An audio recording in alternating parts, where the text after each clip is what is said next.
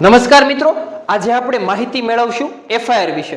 What is the meaning of FIR એટલે કે first information report, કે જે પોલીસ દ્વારા નોંધવામાં આવતો પ્રથમ દસ્તાવેજ.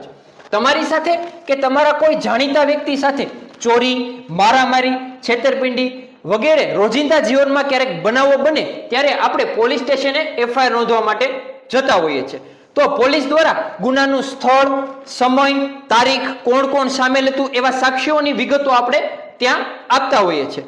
અને પોલીસ દ્વારા એફઆઈઆર ની નકલ વિના મૂલ્યે આપવા માટે પોલીસ બંધાયેલી છે. ત્યારબાદ પોલીસ એફઆઈઆર નોંધ્યા બાદ તેની તપાસનો દોર શરૂ થાય છે. તેમાં પોલીસ ગુનાની તપાસ કરે, એક પછી એક સાક્ષીઓને બોલાવવામાં આવે અને ત્યારબાદ જો જરૂર જણાય તો આરોપીની ધરપકડ પણ કરવામાં આવતી હોય છે.